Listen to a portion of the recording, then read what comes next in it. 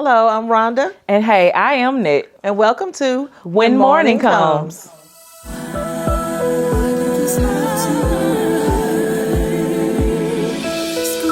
cry, yell, why did it have to happen? It hurt so bad. You thought the pain would never end. We've come to share some hope and help you realize some the sun will rise again. That's when morning comes.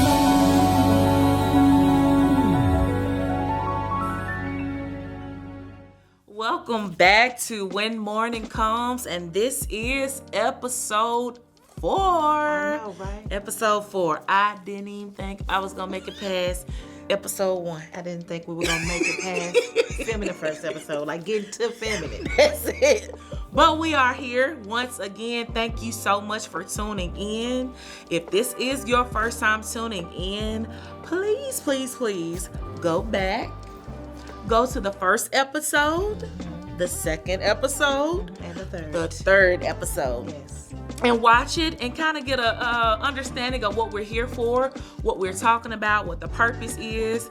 I'll tell you a little bit. Our purpose here is basically just to provide a space, provide support for those that are grievers like ourselves, and for those that may be friends or supporters of grievers, or for those of you that may have never grieved at all. We're just here to provide that support, that space, and that opportunity for you to learn a little bit more about grief, mourning, and all that comes with it. So we're here just giving our experience on our journey with our grief.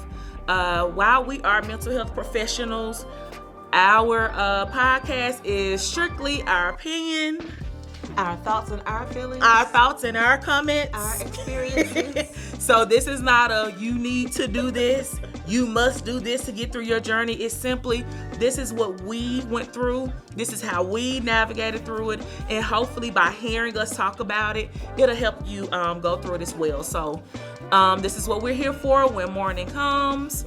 Like I say, I hope you go back and look at the old episodes, and if you're returning, thank you once Thank you to the again riders. for joining us. But that's what we call them, the riders, riders. the OG riders. That's right. For joining us in the chat, the live chat. Y'all make me smile every week seeing y'all join again and tuning in. So thank y'all so much. Thank you. We're here, episode number 4.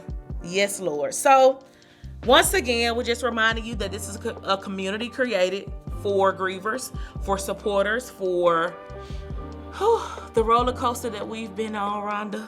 Tell them a little bit about our roller coaster analogy. We talk about grief being likened to a roller coaster because when you are grieving, when you're experiencing grief, and not just grief through the death of someone, but through the loss of any kind of thing that meant something to you, then you are experiencing things that you're not going to know which way you're going to go. The roller coaster takes you up, it takes you down, it takes you upside down, it takes you on loops and turns, and it's unexpected. Yeah. And it's it's not exciting. It's scary. Yeah. It's fearful. It's uncertain. But at the end of the day, it does come to a point to where it kind of mellows out. You know what I'm saying? But then, like I said, there may be times where it mellows out and then you find yourself back on another topsy-turvy loop-de-loop. But so for this opportunity, this podcast, we talk about the riders, because when you're grieving, you got some people who are on the roller coaster because they are currently grieving. And then you have some people who are sitting beside them on the roller coaster and they are supporting them through the ride. They're there with them, holding their hands, wiping their tears. Then you have some people who are on the ground looking up saying, hurry up and get off the roller coaster. I need you to get back down on the ground, or I need you to stop crying, screaming, or whatever the case may be. This space is for everybody, all of those people, and all of those points in life of your grief. This is for you. Yes.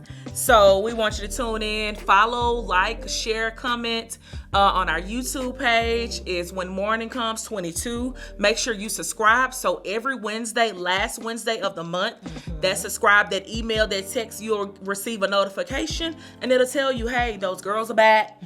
Tune in, chime in. Also, our Facebook page, When Mourning Comes. Go and like that page. Go and like our Instagram page, _When Mourning Comes. Comment, share. and love on us. Talk about how much you enjoy the podcast. Share it with somebody else that may be going through a similar situation. Share it with them, and we just thank you guys. We got our little cue cards today, y'all. Yes, I wanted to make sure you talked about the cue cards. Yes. Because this topic that we got to talk about today, it's a lot. So I didn't want to miss anything. So yeah, it's gonna be a lot. Before we get into it, we want to thank our episode sponsor for this month, Miss Amika Coleman of Strands of Faith. Yes, Miss Thank Amika. you so much. She's another person that I've known for years. Rhonda and I, we both known for years. And so we just thank her. Go out and check out Strands of Faith. She is on Facebook, Instagram, I believe TikTok, whatever. Just type in Strands of Faith. Strands of Faith is a hair product company that pretty much like specializes in moisturizing your coils. And she does it with a little bit of faith. That's right. So she's faith-based. So check her out. She is amazing. Just a few reminders on our morning news. Just please be respectful. Listen, y'all, especially with this particular episode. Like Rhonda said, this episode is a little... It can get touchy. It could get touchy. Because it was touchy for us. It was touchy for us, Okay. and I'm going to be honest. I tried to avoid this episode as much as I could. I don't know about Rhonda, but I was trying to avoid it. But we are here now. So, with the help of God and our cue cards, Lord have mercy. we are going to never We're gonna see what happens. gate through it. But I think it's important for us to have this conversation because even as we've been doing the podcast and we've been talking about our experiences, what we've come to find out is that so many other people that are grieving have Yes, experienced Lord. the same thing that we've experienced. Yes. But nobody wants to talk about it. Nobody wants to talk to about say it. it. Nobody wants to admit, hey, I felt the same way. And so when we talk about this topic, it's the same thing. Like, we're not the only people that have thought these thoughts, and we're not the only people that have had these conversations with, within their friend circles or whatever. So I think it's important for us to have this conversation because we may be able to be the voice for other people who are maybe afraid or nervous to speak these things out loud. And not just that, I feel like that's all of our episodes have been like that. We've said a lot of things, and this is not patting us on the back. I mean, maybe so. I mean, hey. But I think we've said a lot of things that a lot of people want to say. They just don't know how to say it. They don't know how to form it into words. They don't know how to put it into words. And so with us saying it, it makes them feel normal. It makes them feel seen and heard. So hopefully today we say a few things that you've been wanting to say, you've been trying to say, hadn't had the chance to say. We're going to say it for you probably. So recapping the last episode. Last episode, we talked about those additional losses that we experienced, which was the sense of security, how we lost our childhood home, how we kind of lost sense of safety. We lost, oh my God, so many things. Friendships, yes. Social circles, lost our identity, didn't know who we were anymore. And so we also kind talked of about some things that we gained that we weren't expected to gain. One of the not positive gains. Biggest thing, like the financial burden of grief and the things that come along with having to take care of the finances that are unexpected. Yes, so, unexpected losses. Gained anxiety, gained greater fear. So we talked about those things last week. Yes. Last month. And so in all of that, we kind of touched on that we lost, well, we didn't say it, but we kind of touched on it a bit, and we mentioned church. It's been insinuated through a lot of episodes, and I think, like you said, we've tried to avoid it because it is a touchy subject. Yeah, but it's our truth, it's our realness. So it's our truth, and in order for us to be honest with you guys, we have to be honest with ourselves, and so this is our truth. This episode, like she said, will probably be the most challenging, the most controversial, if I should say that. It may not be controversial, but it may pull up some wait a minute now type conversation. Y'all might lean back and be like, who, what, did what? Yeah. And so however we stated, like, this is our journey. This is our perspective. And hopefully, like, you can resonate with it, and you won't see it as a, oh my God, damn, they went through that. Unfortunately, we did, we have, and we sometimes still go through it. But and speaking of still going through it, you are just experiencing another. I know, right? So it's been wild. We come here every month, and we want to be a safe space for the grieving community and those that are grieving through our experiences. And that doesn't mean that grief stops. I mean, just 2 weeks ago, I lost my father-in-law. My husband's dad passed away, and so we funeralized him. Yeah, we funeralized him a couple of weeks ago.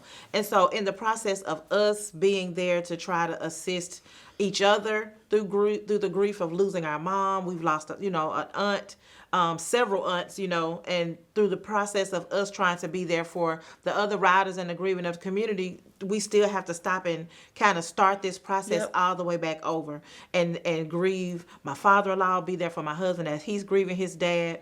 So it's been a lot, and so that's why we liken it to a roller coaster, because you just never know which way you're gonna go. And right when you think, okay, I may be at a point to where I can breathe or exhale a little bit deeper, life happens again. It's like the roller coaster come back to say, hey, get back on it. I'm coming to pick you back up, babe. I'm picking you back up, baby. I never did drop you off. I had to slow down. I didn't drop you off. You got comfortable and unbuckled your seatbelt. Back up. Buckle that seatbelt right back up. Ride again. Because we're going back around. Yeah. And I think what has made it easier, and I could say easier, what have helped throughout this process is being able to talk through grief, with the community, being able to talk through it, to really vocalize what we're feeling, what we're thinking. And then even with my husband, it's like, I remember something that you guys said, so it's been helpful. So just keep praying for us, because we're still going on this grief journey. It's still going. Speaking of prayer, so we get back to the topic. And so as we spoke of the loss of our church, we mentioned it kind of in past episodes and last episode. It brought up the overall topic of just faith, which is why we are naming this episode Faith in Mourning. Yes.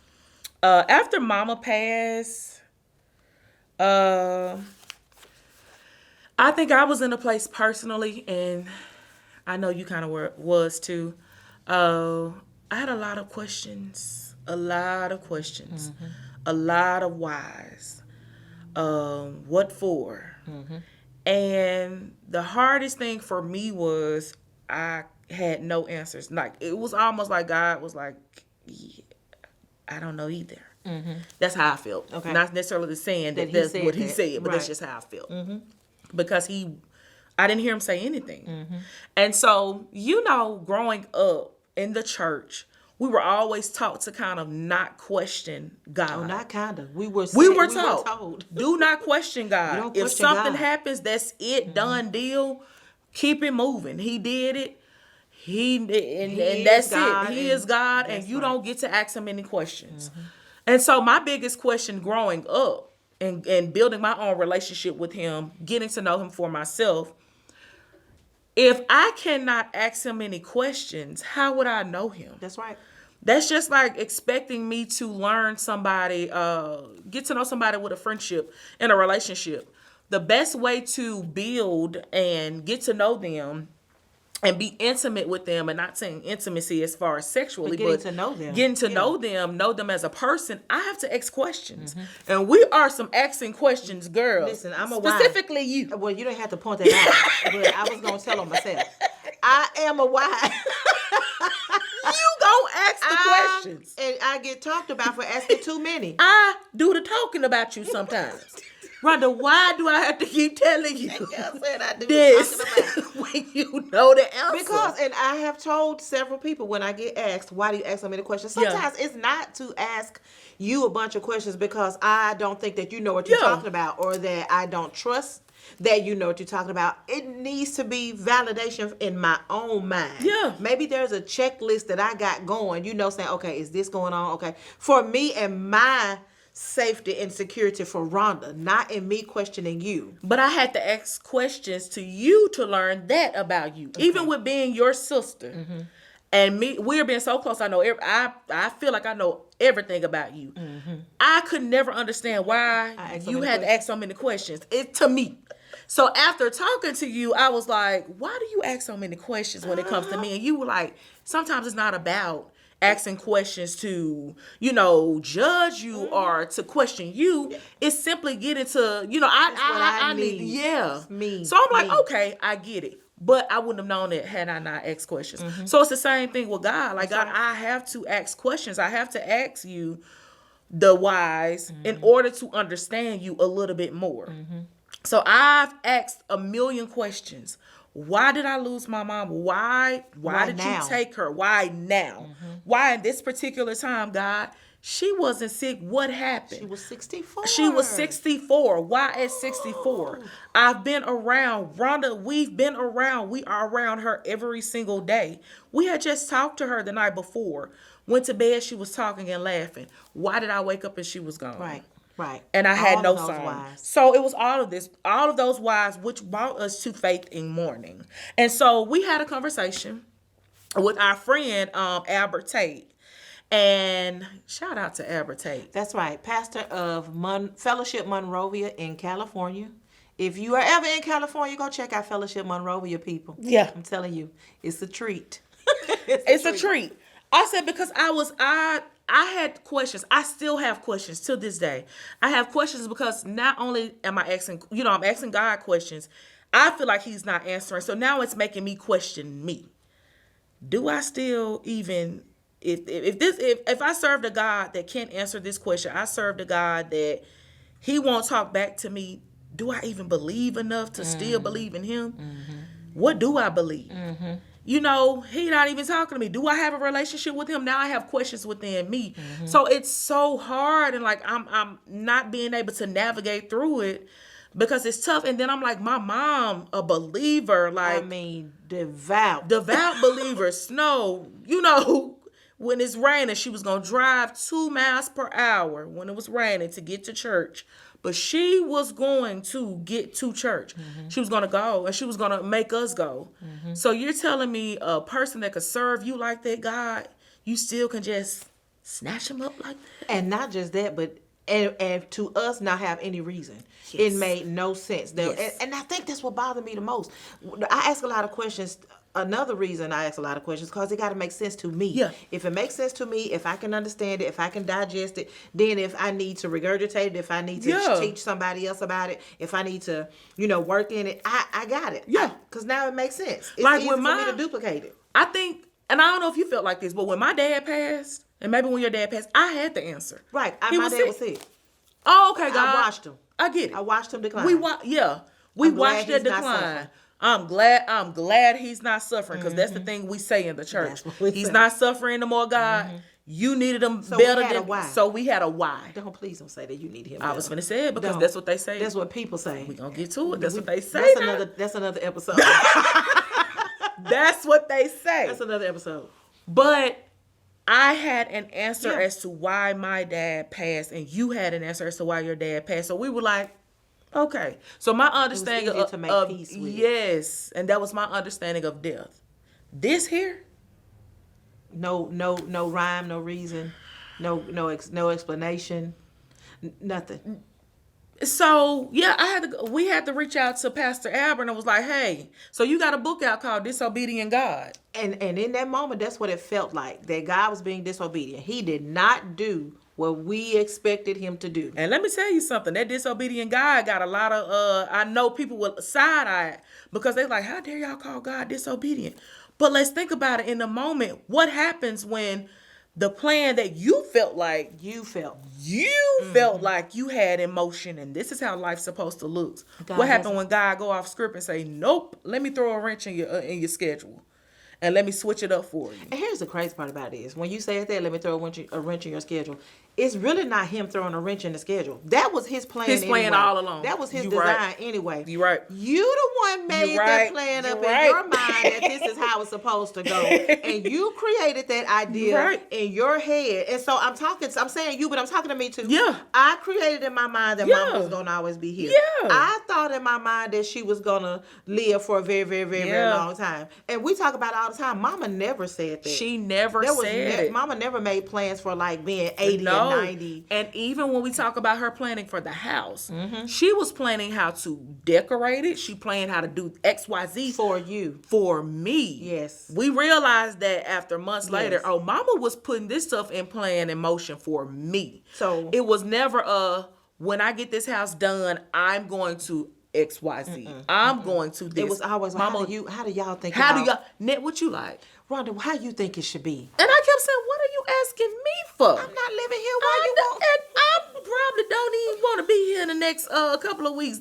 Why are you asking me?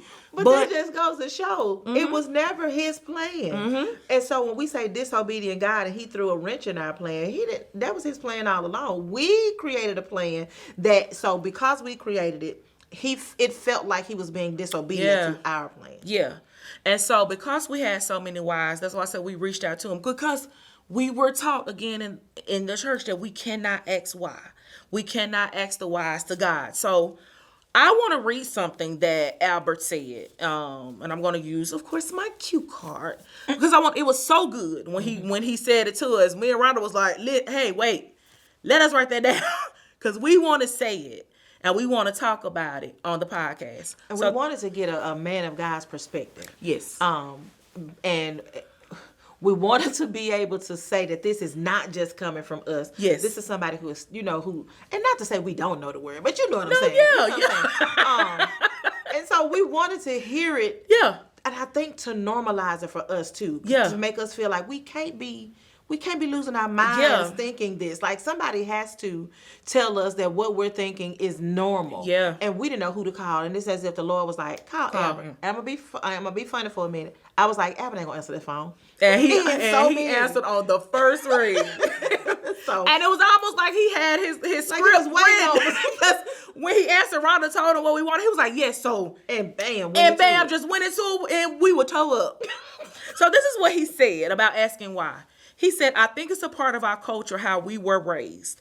So even as kids, we just could not ask our parents why. And a part of that, they were trying to teach us respect and reverence.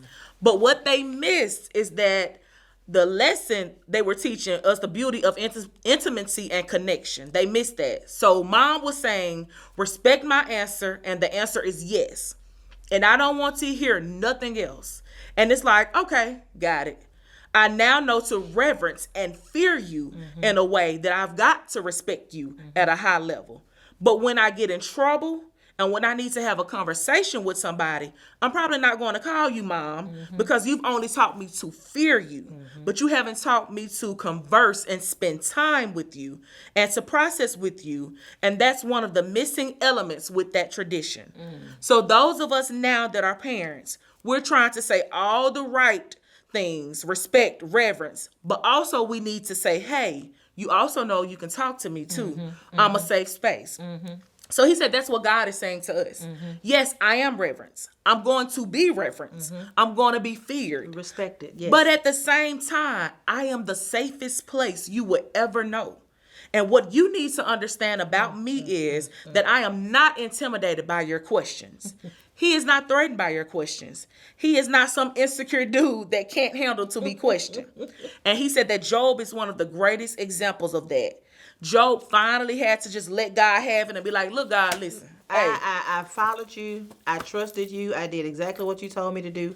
And now I done lost everything. Everything. And so Job went around and turned around and started asking God why. You're going to have to tell me a question, God. Yeah. I mean, you're going to have to answer these questions. You're going to have to ask, tell me this. Why? You got some of my folks around here telling me you must have did something to God. Yeah. Because now he's cursing you. And so now I got to ask you. Yeah. Why? Why me? And God, I mean, he had the answers for him pretty much. And he pretty much told him, like, it's okay to come to me. It's okay. But that's the thing is, God is big enough for you to ask whatever you need to ask him. Job felt like that. God gave Job some answers. Yeah. Be ready to listen to the answers that God is going to give you. Yeah. Okay? Because sometimes the answers that he's going to give may not be what you want to hear. But when you put on your big girl clothes, Your big boy pants. and say, I'm going to ask God these questions, have them same clothes on when he gets ready to answer them. Yes, absolutely. And not saying that he coming at you like, bet, you going to ask me a yeah. question? I'm finna tell you. But he's coming That's at not you it. like, I've been waiting. I have never left you. I haven't left your side. I've been waiting on you to finally sit down. And I honestly think, and I'm just gonna be really real right now, I think he is saying the same thing for me. Like, I'm waiting on you to sit down, not necessarily out of anger, not out of frustration, because I feel like I'm talking at him and not talking to him. I'm real big on, don't talk at me. Let's talk. Let's have a conversation. Let's have a conversation. So instead of you being angry, because I am, I was. And that's another thing that's okay. We were taught that you can't get mad with God. Why? Why not? Why? All of these Why can't I tell him I'm mad? frustrations and emotions and feelings that we go through, especially after grief, God went through the same emotions in the Bible. He was angry. Like you told me earlier, he flipped over tables. He flipped over tables. He cried. That's right. He was sad. So do you not expect that you we gonna won't experience it. go through that either? And so during this, and the reason why we called it Faith in Mourning, I experienced a lot of, and I keep saying because I mean, I don't want to speak for you. I mean, well, we have Although we're both. one and the same, you know. We have both experienced faith in mourning in a lot of different ways. Faith in, like you said, people. Faith in, okay, so I was going to say faith in the church. But let me clear that up, because the church is the building. Yeah. That's the place we go to gather and worship. It's the brick walls or the four walls. The church is actually the people that come together and create the body of Christ. And unfortunately, we had some moments to where we did have faith in people, and that faith entered into mourning and to grief because we lost our faith in people. In some instances. So as we talk about being able to question God and asking him, like, why this, and people are telling us that you shouldn't. We had people that would tell us, just accept what God allows. Yeah. Just accept it, And I put quotations around those because those are the things we've grown to hear in the church that it's used to mask and cover grief. that you should not feel this way. That you should not feel be this asking way. him that. Because if you feel sad about your loss, Then if you are hurt, if you don't come to church, if you don't do this, you must not have faith. You must not have faith. Like, and how dare you as a Christian be this sad over your loved one leaving? Ooh. And one of the things that Pastor Tate said when we were asking him about it, he said, I got to look at my cue card because it was really, really good. He said, you can question God and you can doubt God. Just doubt God with God. Yes. Yeah. That did something to me. Yeah. Don't do it without him. Okay. Because the thing is not that God is is not big enough to be able to handle your questions, to not be able to handle you asking him the whys. He's saying, do it, but do it with me. Like you said, I've been waiting on you to sit down. If you're going to question me and if you're going to doubt me, don't do it and walk away from me. Don't do it and turn your back on me. No, come on, let's sit and let's have this relationship and have this conversation. And we can do it I can do it with you. So that when you are questioning and as I'm answering, if I answer something that triggers you to be sad or to need comfort, I'm sitting right there with you. I'm sitting there right there with you. Man, that messed me up. And I can still comfort you in it. Look, that messed me up. I'm about to be messed up right now. And that messed me up. You talked about faith, faith not necessarily in the church, but people. I'm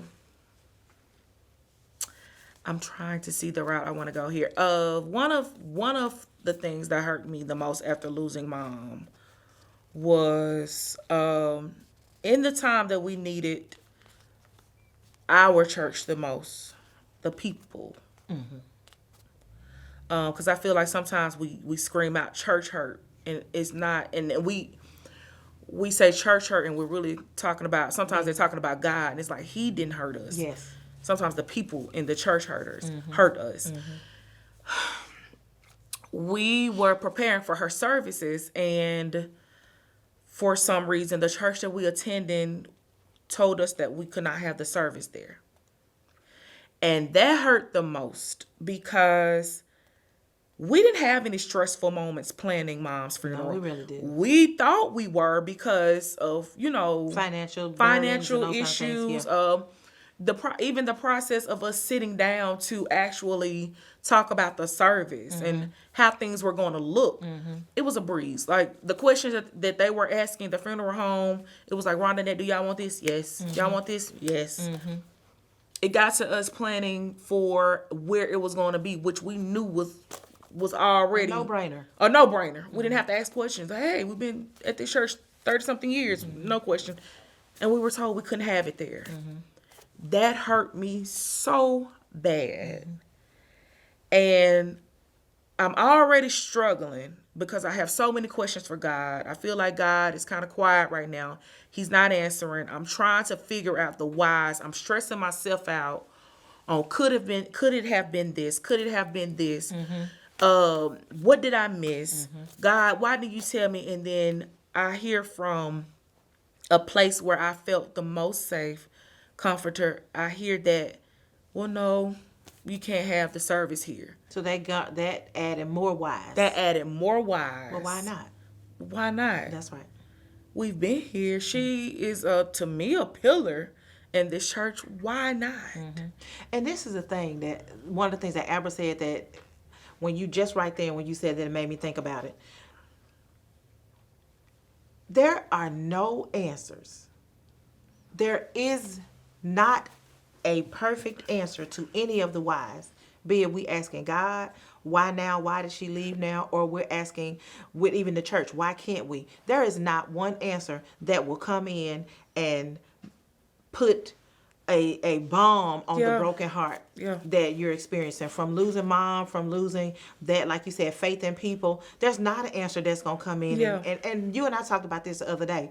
Even if we were to get an answer, it would wouldn't be enough. Like, I'm going to ask another question. You know what? Right, Lord. You right, Lord. I'm just so this is not just that. I can't help what you say. Not just that, but even if we said, well, why not? Why can't we? And the answer had to be because of this. A, B, C, D, E specifically, question mark, period, whatever punctuation point you want to use. If the answer would have been given, would there have been enough to say, you know what? I get it. I understand, and I totally accept your answer. I don't think it would have been. I was just about to say, I don't think for me, because even if he set me down today and said, this is why she had to go, or this is what happened, I'm still going to ask, well, could I have? It's still going to be some more questions. Yeah. So there's really no concrete answer that we can give. So it does kind of make you ask yourself, so what am I really trying to get at? Like, what am I trying to achieve? Yeah. I'm asking these whys, but for what? Because if you tell me, it ain't gonna be enough. Yeah. And so in that, and even now, like, I still kind of struggle because with that happening at the church, I kind of like pulled back and I pulled away. And I say all the time, well, God, I'm mad at you, but it's like, I can't really say I'm mad at him because I still believe in him. Oh, yeah. I still believe who he is. I always go back to, I remember like one of the first moments when we finally decided to get out the house. And at that point, like, I wasn't praying. I wasn't saying anything to God. Like, that was, making him mad. But, like he was just going to sit there and wait on you. He was going to sit and wait. But I wasn't praying. I wasn't saying nothing. I woke up in the morning and be like, thank you. There was a quick little thing. Well, look. Thank you. That's good for you because I'm going to be real honest. I had got to a point I couldn't even say that. Yeah. I couldn't say thank you. I couldn't say my grace over my food. Yeah. I couldn't. How can I say that to you when I'm mad? I couldn't even wake up and say, well, thank you for another day. Yeah. And people made me feel like, baby, I was hellbound with the hammer down. Yeah. Like, I was on my way. I don't want to say the church because I don't want to just put all churches under one umbrella, but some churches, sometimes they make you feel so bad for having feelings. For having human reactions to things that you need to have human reactions for. And as if God is not big enough to handle And hold your human like he reaction. knew that. He knew I was mad. Yes. And you never said any time like I disown him. I hate you. You're not saying that. You're just saying I am upset with you right now. And right now I don't feel like I can say thank you, do grace, none of that, because I just don't want to talk to you right now. And it's like we walked into that store and the first picture we saw was he's still good. He is still good. And we bought it. The still was a capitalized. Still. And then like at that moment I read it and was like, he is. Through all of my hurt, through all of my pain, through all of my frustration, even when I'm not talking to him, even when I feel like he's not talking to me, he is still good because he's still keeping us through this entire situation. A lot of people say, oh, y'all are so strong. How are y'all doing this podcast? I wouldn't say it's us because we're not strong. I won't say we're not strong, but it's tough. It's really hard. It's his strength. It's not our strength. We're not doing this on our own. So it's like he is still good because you have to see the good in it, even when it's so bad. When it even feels bad. That's right. And I think I ain't gonna say what bothers me, but when we can say, I got angry with God or I didn't want to talk to him or whatever, I'll be honest, like you said earlier, do I still believe? Yeah. All of those questions came and you did feel like your faith kind of wavered. And sometimes as Christians, people, I'm gonna keep saying people, people will make you feel as if you're not supposed to ever, have wavering faith, or like you it's something that you should never experience. Which brings me to think about something that Pastor Tate said too. I got my little cue card right here. One of the things he said, I had to highlight it, baby, because yes, Lord. He said, I would argue if you've got a faith that you never struggle with, I wonder if you got a faith that's real at all. I said, say that. He said repeat that to me one more time. And I almost hit the ground. Because we've been taught that your faith should be strong. You believe in God, you get your strength. Now, the example that I love that he used is two examples. So you've never been to the weight room of faith? WEIGHT. Not waiting as if you're, but wait like you're lifting weights. Lifting weights. Yes, when you have faith in God, there are some times and things that's going to come about to where you got to go to the weight room and you got to build your muscle and you got to build your faith so that your faith does become strong. Another example is that, a couple. I can't imagine any couple, any relationship, having a any perfect marriage, relationship. or even we you never and I, argue. or sisters, as close as our relationship is. You're not gonna tell me that y'all are that close and you've never argued. We just argued. I mean, y'all just weeks ago, a big one, and major. A major argument. But my point in saying that is you're not gonna tell me that because you have such a strong relationship that it doesn't come times where you're gonna doubt or question the strength of the relationship, the faith that you have in the relationship. Do you really have a relationship? Are you guys being that honest with each other? Exactly. So where you're not gonna come to a point to where you disagree? And that's kind of like what he's saying with God. Like your relationship with God should be so strong to where if it does, take you aback and you waver a little bit, you should be able to come to God and say, wait. Yeah. I got to talk to you about this because this knocked me off my feet a little bit. And it shook me to where I have to ask you what is going on. Yeah. Or to where you can't have the hard conversation. We got to have a hard conversation. Because, hey, if you are somebody that I call myself being close with, we're in connection with, we got to be able to have hard conversations. And that's crazy because that's the conversation we had when we had our little spat. Is that what it was? About hard conversations. but the fact that we could actually come together and have a hard conversation that talks about the strength of the relationship. Exactly. Which is the same thing with God. Yep. You telling me that you've never had a point to where you need to talk to God and have a hard conversation. Well, do you really have a relationship? Do you really have a relationship with him? You don't have no questions for God? And not saying that everything, no, because everything he does is perfect. It is. It is. I'm still going to ask why. It's his will. But I got to know why. Why did you feel like this is perfect right here? Like, why did you feel like my mama leaving at this point in time was perfect and it was in the will? And you got to say, and you said, be ready for for when he answers. Yes. Because I think Sometimes about we ain't ready for. we don't be ready sometimes for the answers. I mean, I think about when he said about Job. I don't think Job was ready for him to say, "Look, Yeah. did you Yeah. help me when I put them Yeah. hung them stars up?" You know what I'm saying? And I could imagine Job was like, "You know what? You right. Yeah. I did not give But one I nail." always say like, Said one nail. and I even said with you, and I use you because, of course, we are so close. Although I may not agree or I may not go along with something, I trust you enough that the decision that you made is one that's good. I'm gonna cry. Okay, I'm in my serious bag. I'm sorry. I trust you enough to know the decision you made was good. So that's the same thing with God. Like God, I still don't necessarily understand why she had to go.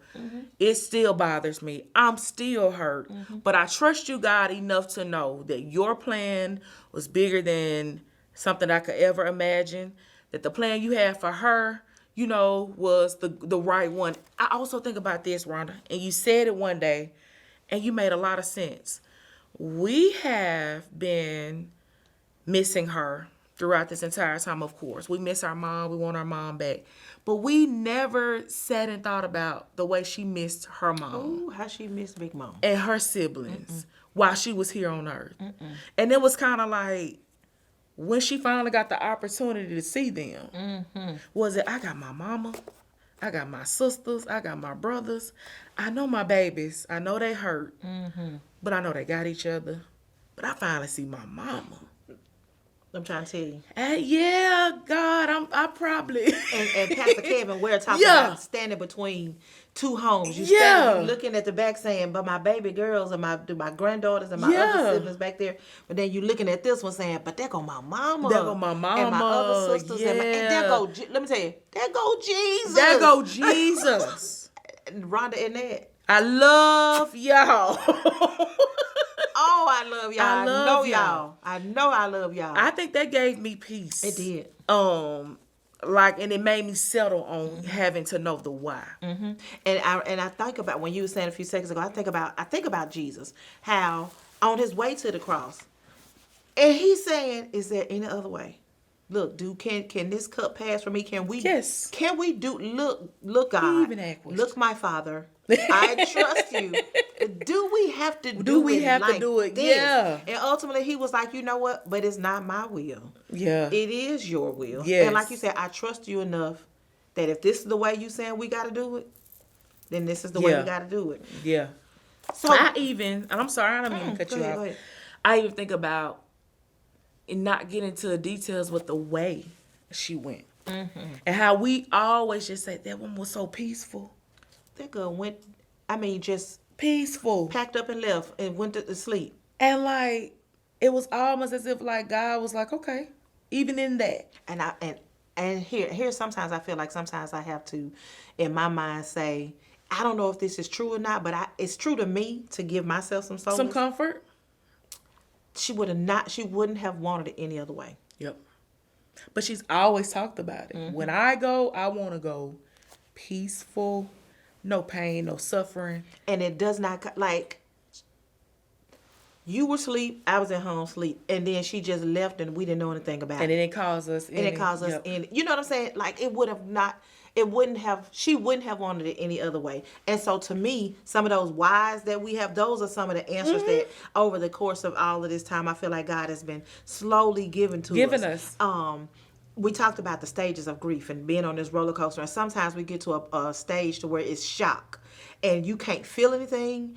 It's like the pain is, Albert Tate gave an example of if your wrist get cut off, just severed. Yeah. Your whole body just goes into shock to where you can no longer feel. And then you go and you get the medicine and then all of a sudden it starts to wake up. And sometimes I feel like that's what grief does. Yeah. It puts you in a place of shock to where I can't feel anything, because I mentioned that God is so good that the way he gives us triggers and blesses us with those opportunities, that it allows us to experience the pain in waves.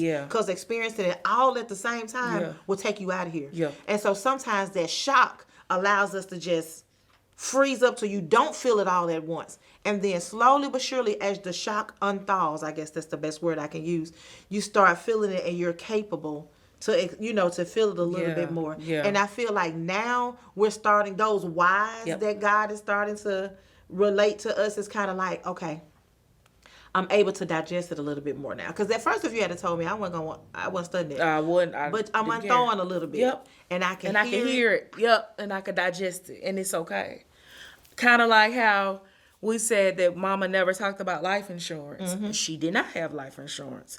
But when we went to the car dealership and we were like, okay, let's figure out. Yeah, because she had just bought a car. She had just bought a car. Like, now we got a car note. Girl, huh? Please. And so we went there and we talked to the lady and we was like, okay, well, I did because you told me you was not paying. Well, that was going to be your car. So go handle it, honey. So, sweetheart, Mom just had a car. Like, what are the payments on it? What can we do? What can I have to pay? What I need to do? And she was basically like, actually, let me look into something. She said, Miss Chambers had actually put you on her policy. Huh? And set it up to what? And she was like, oh, and then she also signed an insurance policy on it. Huh? So what this mean, boo? That if something happens to her. She said, well, if something ever happens to her, then, you take over the car. Okay, what this mean, boo? What's the payments? The car's paid off. No, the car is paid off. Mm-hmm. Mm-hmm. So she didn't even get life insurance but she got insurance herself, but she got insurance on that car. Look at that. But, again, that says she was making plans to make sure everything was well taken care of. Because she knew, if I go, this is taken care of, no payments. Mm-hmm. So, while at that moment we don't see it, like it's not in our plans, it don't make sense. Mm-hmm. I feel like he somehow connects with them. This is just me making, like you said, making it make sense for me. They talk about it, and they talk about it. Well, I do feel like nothing happens with a person without God sharing it with them. Yeah, that's. Yeah. I do. A lot of people say, "Oh, I feel like he knew or she knew." When they were leaving, whoever, I don't doubt that. Mm-hmm. I honestly feel like God has a conversation. I feel like he really talked to Mama. And before Mama left her, she said, you better make sure. I don't think she told him. I about to say, nah. They got a relationship, but I don't know. I say. Look, that's something. She gonna say better. That's something I was. But they talk. But I do. God, I just pray that you make sure my girls are okay before I leave her. And so. Which were another little why for us. You know what I'm saying? As we unthawed and we were able to come out of the shock of grief and accept, okay, I'm ready to hear your answers, God. Those are the little pieces of whys that he gave us along the way. So with all of that, what are we wanting the people to know? What are some lessons that we've learned through this? So I jotted down a couple of teachable moments, okay? And when she says she jots them down, that means she wants you to also jot them down. Right. So get out your remember pen. These. Get out your paper. Okay. And write them down. One thing that helped us throughout this episode was that you can question God. You can doubt God. Just doubt God with God. That was important to me. Yes. And I don't know if it's going to be that important to you. I hope it means as much to you that it means to me. Doubt him with him. Even in your frustration, be frustrated with him. Be mad with him. Don't ever leave him. Don't walk away from him. Yeah, don't walk away from him because he does not want to walk away from you. Mm-hmm. And as much as the pain, as much as it hurt, the loss of whatever you've lost, like as much as it hurt, he never intended to, leave you in it. He never to do it alone. Mm-hmm. And he don't leave. He may be quiet to us, but he hasn't went anywhere. He's not going anywhere. Another thing is, there are no answers that can resolve the broken heart that you have, but that doesn't mean that you can't ask the questions. Yeah, there are no answers that can resolve the broken heart. No answers. So if you ask why, you're probably not going to get the answer that is going to settle the broken heart. Yeah. But it doesn't mean that you can't ask them. Yeah. Ask them and ask them with God. Yeah. Ask them. Ask the questions that you have. Because sometimes just getting it out makes you feel better. And not just that. you may not get the answer that you want, but he will answer you in some way. I truly believe that.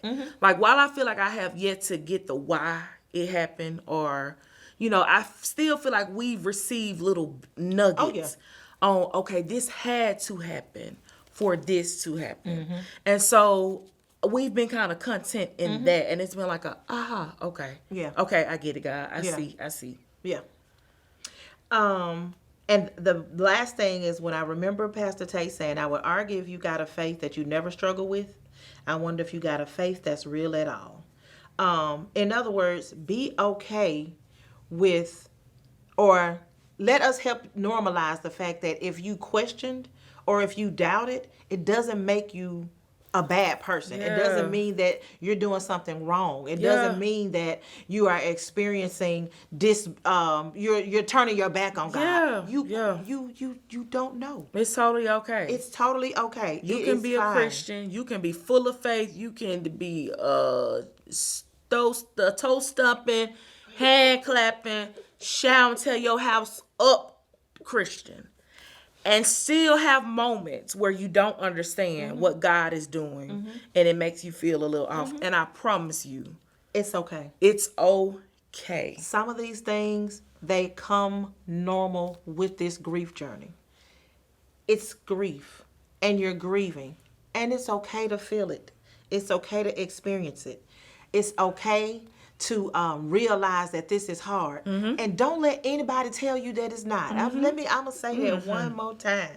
Do not let anybody tell you that it's not okay to feel what you're feeling. Don't let anybody tell you that it's not okay that I wanted to ask God this question.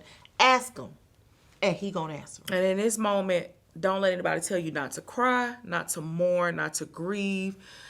Don't let anybody tell you you gotta be strong, you gotta have faith, because you should know better than that. Hey, listen. That's gonna be a whole nother episode. All the stuff that people say. Yeah. Because we got a list. A list of stuff we received.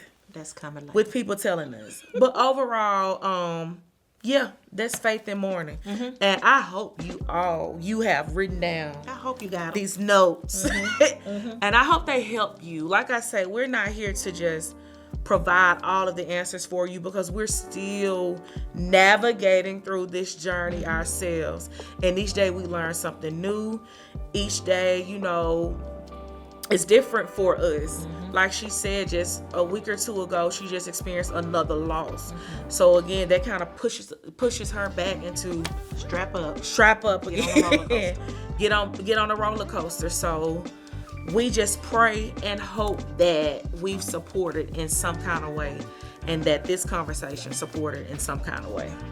And with that, we want to wrap up a little bit and give a few thank yous.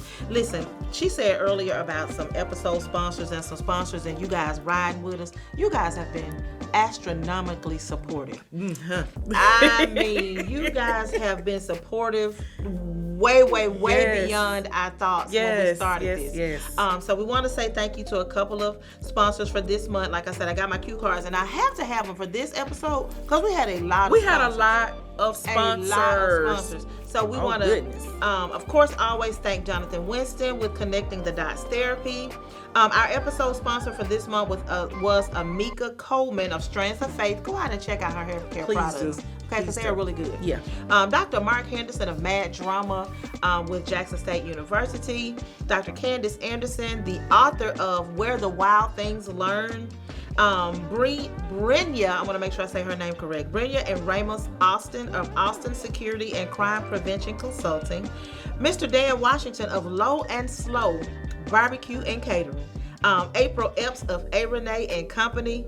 Melanie Suddeth of Empowering Legacy Publishing. We had Sonia Carr of Hair by Sonia. Mr. Brian Harrington and Juan Smith of 49 Training and Tutoring. Y'all, that was a lot of sponsors for April. A lot. And so, and two of those supporters and sponsors actually came back. They did it in another month and it was like, hey, we want to come back and support you again. Yes. So thank y'all so much. Thank y'all for believing in us, for real. Thank you. For real. Thank y'all. And I don't think we mentioned, like we always mention on every episode, if by any chance you feel yourself having some type of mental health crisis or struggle, please be sure to utilize 988. Like Rhonda always says, like the 911 for mental health. 988. And if you're looking for more support and you're wanting a therapist, psychologytoday.com is great. You can go in and you can choose what type of therapist you would like, the location, all of that, whether you want a virtual therapist, in person. So utilize that as well.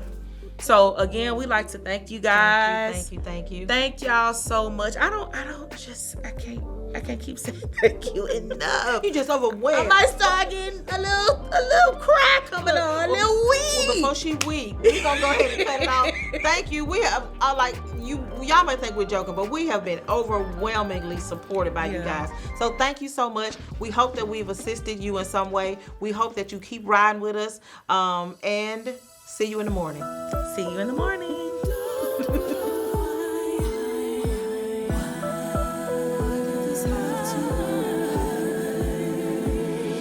Scream, cry, yell, why did it have to happen? It hurt so bad. You thought the pain would never end. We've come to share some hope and help you realize